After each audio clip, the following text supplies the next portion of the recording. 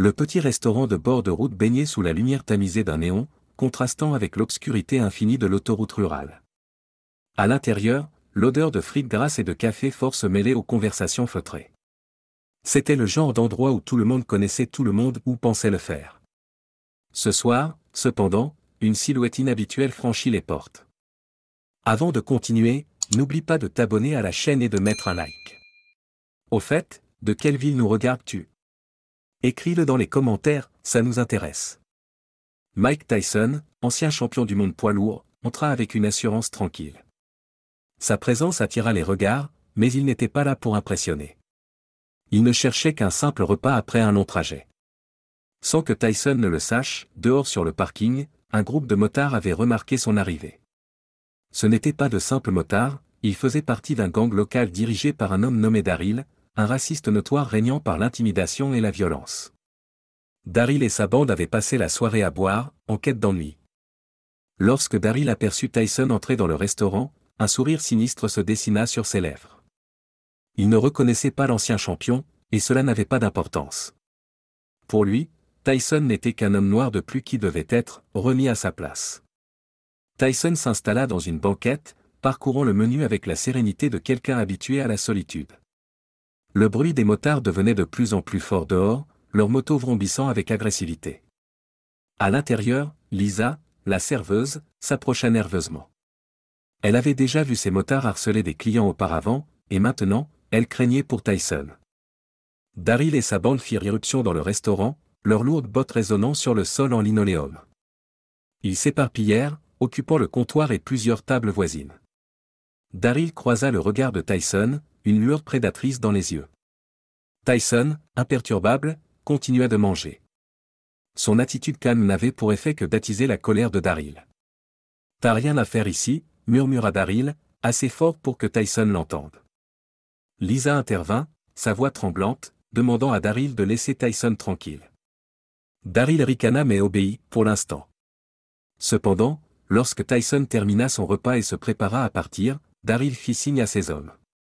Les motards suivirent Tyson dehors, le parking devenant maintenant la scène de leurs intentions sinistres. Le parking était étrangement silencieux, à l'exception du bourdonnement du néon du restaurant et du bruit lointain des grillons. Tyson marchait vers sa voiture, sentant le gang se rapprocher derrière lui. Daryl s'avança, bloquant son chemin. « Tu crois que tu peux juste passer ici comme si t'étais chez toi ?» lança Daryl, ses hommes riant derrière lui. Tyson ne répondit pas, son expression restant impassible.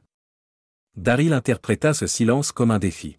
« Tu vas pas t'en sortir comme ça », déclara-t-il en sortant une chaîne de sa ceinture. La bande commença à encercler Tyson, leur visage tordu par une anticipation cruelle. Tyson parla enfin, sa voix ferme et calme. « Vous ne voulez pas faire ça », avertit-il. Mais Daryl n'écoutait pas. Il leva sa chaîne, prêt à frapper. Des années d'entraînement et de discipline envahirent les veines de Tyson. Lorsque Daryl abattit la chaîne, Tyson esquiva avec la précision d'un prédateur. La bande fut prise de court par sa vitesse et sa force. Un à un, ils attaquèrent, et un à un, ils tombèrent. Les poings de Tyson bougeaient comme l'éclair, chaque coup étant calculé et dévastateur. Daryl regardait, incrédule, ses hommes se faire battre avec une facilité déconcertante. La colère fit place à la peur lorsqu'il comprit qu'il avait sous-estimé son adversaire.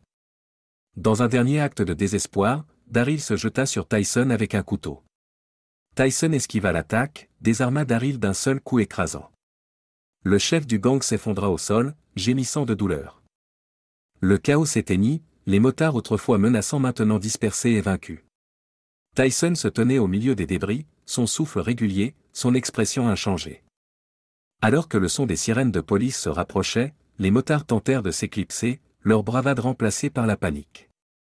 Le shérif arriva, observant la scène avec un mélange de choc et de compréhension. Daryl et sa bande furent arrêtés, leur règne de terreur enfin terminé. Le shérif s'approcha de Tyson, reconnaissant l'ancien champion. « Merci », dit-il simplement en serrant la main de Tyson. Tyson hocha la tête, son expression lointaine. Il ne cherchait pas de gratitude, seulement l'équité. L'histoire de l'incident se répandit rapidement, et la ville salua Tyson comme un héros. Mais pour Tyson, cette nuit était un sombre rappel des préjugés qui existaient encore dans le monde. Alors qu'il reprenait la route, le néon du restaurant disparaissant dans son rétroviseur, il réfléchit au combat, pas seulement à celui sur le parking, mais au combat plus large pour l'égalité et la justice. Mike Tyson savait que sa force était un don, mais c'était aussi un fardeau. Et lors de nuits comme celle-ci, il la portait avec une dignité silencieuse, déterminé à tenir tête aux ténèbres, où qu'elles se trouvent. N'oubliez pas de vous abonner à notre chaîne et de liker cette vidéo pour nous soutenir.